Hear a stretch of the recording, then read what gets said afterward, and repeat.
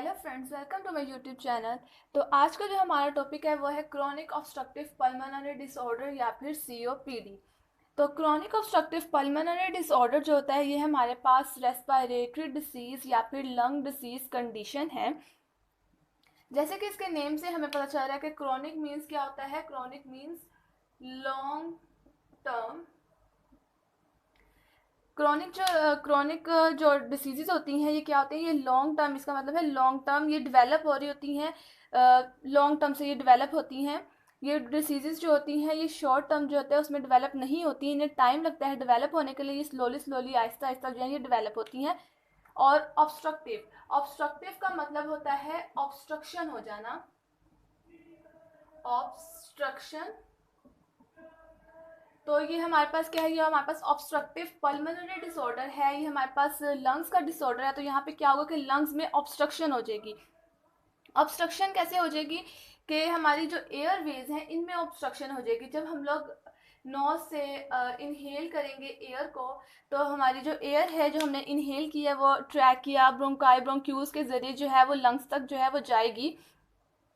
लेकिन अगर ऑब्स्ट्रक्शन हो जाए, इन एयरवेज के अंदर ऑब्स्ट्रक्शन हो जाए, जैसे कि यहाँ पे अगर ऑब्स्ट्रक्शन हो गई किसी ट्रैकिया में या ब्रोंकाई में ऑब्स्ट्रक्शन हो गया, तो उसकी वजह से क्या होगा कि जो हमने एयर इनहेल की है वो लंग्स तक पहुंच नहीं पाएगी, और जो एयर लंग्स में ऑलरेडी मौजूद है वो लंग्स से बाहर नहीं आ पाएगी। मतलब जो कार्बन डाइऑक्साइड लंग्स में हमारे पास मौजूद है वो लंग्स से बाहर नहीं जा पाएगी। मतलब कि ऑब्स्ट्रक्शन हो गई है, एयरवे के अंदर ऑब्स्ट्रक्शन हो गई है, या फिर एयर फ्लो जो है उसमें क्या आ गई है, लिमिटेशन आ गई है। ऑब्स्ट्रक्शन या फिर एयर फ्लो लिमिटेशन।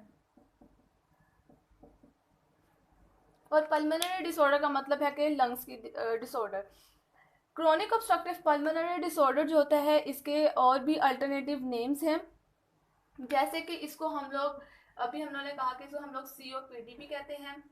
उसके अलावा इसको हम लोग रेस्पिरेटरी डिसीज भी कहते हैं, लंग्स डिसीज भी कहते हैं। इसको हम लोग क्रोनिक ऑब्स्ट्रक्टिव लंग्स डिसीज भी कहते हैं। क्रोनिक ऑब्स्ट्रक्टिव लंग्स डिसीज भी से कहा जाता है। उसके अलावा इसको हम लोग क्रोनिक एयर फ्लो लिमिटेशन भी कहते हैं। ये सारे इसके अल्टरनेटिव नेम्स हैं। Chronic air flow limitation. तो ये सारे क्या आ गए हमारे पास, क्रोनिक ऑब्स्ट्रक्टिव पल्मोनरी डिसऑर्डर जो है इसके ये सारे अल्टरनेटिव नेम्स आ गए कि रेस्पिरेटरी डिसीज, लंग्स डिसीज, या फिर क्रोनिक ऑब्स्ट्रक्टिव लंग डिसीज, या फिर क्रोनिक एयर फ्लो लिमिटेशन। अब हम लोग इसकी डेफिनेशन की तरफ अगर जाएं तो chronic obstruction of the flow of air through Airways and out of lungs. जैसे कि अभी हम लोगों ने ये पढ़ लिया कि क्या हो रहा है, क्रोनिक ऑब्स्ट्रक्शन हो रही है एयर के फ्लो के अंदर, कि हमारा जो एयर का फ्लो है ऑब्स्ट्रक्शन की वजह से लंग्स के, हमारी एयर वे के अंदर ऑब्स्ट्रक्शन की वजह से जो है वो एयर जो है वो इजीली जो है वो नहीं पहुंच पा रही। एयर फ्लो जो है वो लिमिट हो गया है, वो लंग्स तक नहीं पहुंच पा रहा। जो लंग्स में एल्वोलाई के अंदर हमारे पास एयर मौजूद है, एल्वोलाई के अंदर जहाँ पर एक्चुअल गैस एक्सचेंज हो रहा होता है वहाँ पर जो एयर मौजूद है वो भी लंग से बाहर नहीं जा पाएगी। यहाँ पर ये बात की गई है which is progressive and irreversible. तो ये बात देखने वाली है, प्रोग्रेसिव एंड इरिवर्सिबल मतलब क्या। प्रोग्रेसिव का मतलब है कि ये टाइम के साथ स्वेयर होती जाएगी और ज़्यादा, यानी कि जो हमारी क्रोनिक ऑब्स्ट्रक्टिव पल्मोनरी डिसऑर्डर है ये टाइम टू टाइम जो है और ज़्यादा सुवेरिटी की तरफ जाएगा, ये बैक टू नॉर्मल नहीं हो सकता। एंड इरिवर्सिबल है, इरिवर्सिबल मतलब कि don't comes to normal, don't comes to normal, कि ये अपने नॉर्मल कंडीशन में वापस नहीं आ सकता। लेकिन इसके साइंस एंड सिम्टम्स को देखते हुए हम लोग इसकी ट्रीटमेंट करते हुए इसको रोक सकते हैं, लेकिन इसे दोबारा से नॉर्मल कंडीशन में नहीं ला सकते। अब हमारे पास क्रॉनिक ऑब्स्ट्रक्टिव पल्मोनरी डिसऑर्डर जो होता है ये बेसिकली क्या होता है, ये बेसिकली जो है ये एक ग्रुप ऑफ डिसीज है। ये क्या है, ग्रुप ऑफ डिसीजेज है, यानी कि जैसे कि इसका नेम से पता चल रहा है कि क्या है, एक डिसऑर्डर है। डिसऑर्डर मतलब कि इसमें एक डिसीज नहीं है, ये कोई सिंगल डिसीज नहीं है, इसमें ग्रुप ऑफ डिसीजेज हैं, ग्रुप ऑफ लंग्स डिसीजेज मिलकर जो है क्रॉनिक ऑब्स्ट्रक्टिव पल्मोनरी डिसऑर्डर जो है वो बनाते हैं। तो इसमें जो हमारे पास ग्रुप ऑफ डिसीजेज आ रहे हैं उसमें क्या इंक्लूड है, सीओपीडी के अंदर हमारे पास इंक्लूड है emphysema, chronic bronchitis, irreversible asthma and bronchiectasis. अगर हमारे पास इसमें से एम्फीसीमा और क्रॉनिक ब्रोंकाइटिस ये दोनों प्रेजेंट हैं तो इट्स मीन कि क्रॉनिक ऑब्स्ट्रक्टिव पल्मोनरी डिसऑर्डर जो है वो प्रेजेंट है। अगर ये इरिवर्सिबल एस्थमा और ब्रोंकाइएक्टेसिस जो है ये दोनों प्रेजेंट ना भी हो लेकिन एम्फीसीमा और क्रॉनिक ब्रोंकाइटिस है तो इसका मतलब it's mean chronic obstructive pulmonary disorder जो है वो प्रेजेंट है। अब इसको हम लोग वन बाय वन जो है इन सबको जो है वो एक दफ़ा पढ़ लेते हैं कि एम्फासीमा क्या होता है, क्रॉनिक ब्रोंकाइटिस जो है वो क्या होता है। सबसे पहले जो है हम लोग बात कर लेते हैं एम्फाइसीमा की। तो एम्फाइसीमा क्या होता है, बेसिकली हमें पता है कि हमारे पास अगर हम लोग अपने उसकी बात करें, एयरवेज की बात करते हैं, तो हमें पता है कि हमारा जो ट्रैकिया होता है वो आगे जो है वो प्राइमरी और सेकेंडरी में ऐसे डिवीजन हो रही होती है उसकी। सबसे पहले जो हमारा ट्रैकिया जो होता है ना वो डिवाइड हो रहा होता है प्राइमरी ब्रोंकाई के अंदर और राइट प्राइमरी ब्रोंकाई के अंदर और लेफ्ट प्राइमरी ब्रोंकाई के अंदर। राइट प्राइमरी ब्रोंकाई जो होते हैं वो हमारे राइट लंग्स में और left primary bronchi left lung के अंदर। उसके बाद जो हमारे पास जो प्राइमरी ब्रोंकाई होते हैं वो सेकेंडरी ब्रोंकाई के अंदर जो है वो डिवाइड होते हैं। फिर सेकेंडरी ब्रोंकाइज होते हैं वो टर्शरी ब्रोंकाई में डिवाइड हो जाते हैं और जो टर्शरी ब्रोंकाइज होते हैं वो फर्दर स्मॉलर ब्रोंक्यूज में जो है वो डिवाइड हो जाते हैं। और उसके बाद ब्रोंक्यूज के जो एंड होते हैं वहाँ पर ब्रोंक्यूज के जो एंड टर्मिनल होता है वहाँ पर हमारे पास क्या होता है, वहाँ पे हमारे पास एयर सैक्स या फिर एल्वोलाई जो है वो प्रेजेंट होते हैं जहाँ पर एक्चुअल गैस का जो है वो एक्सचेंज हो रहा होता है। तो एम्फाइसीमा में क्या होता है कि ये जो ब्रोंक्यूल्स के टर्मिनल के ऊपर एयर सैक्स प्रेजेंट हैं इनके अंदर क्या हो जाएगी, इनकी जो वॉल्स हैं वो डैमेज हो जाती हैं और वो अपनी इलास्टिसिटी जो है उन्हें लॉस कर देती हैं। कैसे डैमेज हो जाती हैं कि इनमें जो है वो इन्फ्लामेशन हो जाती है। क्या होगा कि जो हमारे पास ब्रोंक्यूल्स के एंड पे एल्वोलाई है इनके अंदर क्या हो जाएगी, इनकी वॉल्स में इन्फ्लामेशन हो जाएगी जिसकी वजह से इनकी वॉल्स जो है वो डैमेज हो जाएंगी और एल्वोलाई जो है वो अपनी इलास्टिसिटी को लॉस कर देंगे और जिस वजह से क्या होगा कि एयर जो है वो इजीली एक्सचेंज नहीं हो पाएगी, ब्रोंक्यूल्स जो है वो कोलैप कर जाते हैं। होता क्या है ये देखें, ये हमारे पास एल्वोलाई की वॉल है, यहाँ पर क्या होगी है इन्फ्लामेशन होगी। ये हमारे पास क्या होगी, ये हमारे पास सारी इन्फ्लामेशन हो गई है, ये सारी क्या हो गई, इन्फ्लामेशन हो गया, ये सारी इन्फ्लामेशन हो गई है। ठीक है, इन्फ्लामेशन होने की वजह से क्या हो गया है कि जो ब्रोंक्यूल्स हैं वो कोलैप कर गए, वॉल्स जो हैं वो क्या हो गई है, डैमेज हो गई हैं, एयर जो है वो इजीली एक्सचेंज नहीं हो पाएगी। इस वजह से यहाँ पे क्या होगी, ऑब्स्ट्रक्शन हो गई है, डिफ़िकल्टी होगी किस चीज़ के अंदर, एयर फ्लो में डिफ़िकल्टी होगी, एयर जो है वो ट्रैप्ड हो जाएगी क्योंकि यहाँ पर गैस का एक्सचेंज जो है वो सही नहीं हो पाएगा क्योंकि जो एल्वोलाई है उन्होंने अपनी इलास्टिसिटी ही जो है वो खो दी है। क्यों खो दी है इलास्टिसिटी, क्योंकि जब हमारे पास एल्वोलाई के अंदर एयर आती है तो वो क्या हो जाता है, वो एक्सपैंड कर जाते हैं, एल्वोलाई जो है वो एक्सपैंड कर जाते हैं जब उसमें एयर होती है। लेकिन जब फिर हम लोग एक्सहेल करते हैं तो वो फिर से दोबारा अपनी रिकॉइल हो जाते हैं, अपनी दोबारा से नॉर्मल कंडीशन में एल्वोलाई आ जाते हैं। लेकिन इसमें यहाँ पे क्या होता है कि एम्फाइसीमा में क्या होता है कि एल्वोलाई जो हैं वो ओवर एक्सपेंडेड ही रहते हैं। क्यों ओवर एक्सपेंडेड रहते हैं, क्योंकि उन्होंने अपनी इलास्टिसिटी जो है वो खो दी है, वो अब दोबारा से रिकॉइल नहीं हो पा रहे हैं, उनकी इलास्टिसिटी जो है वो ख़त्म हो गई है। तो इसीलिए वो गैस जो हमारी एयर है वो उसी में रहेगी, एल्वोलाई में रहेगी, वो ओवर एक्सपेंडेड ही रहेंगे। तो जो एयर है वो क्या होगी, एल्वोलाई के अंदर ही ट्रैप्ड रह जाएगी, वो वहीं पर रुक जाएगी, वो बाहर नहीं निकल पाएगी। तो ये था हमारे पास एम्फाइसीमा के अंदर।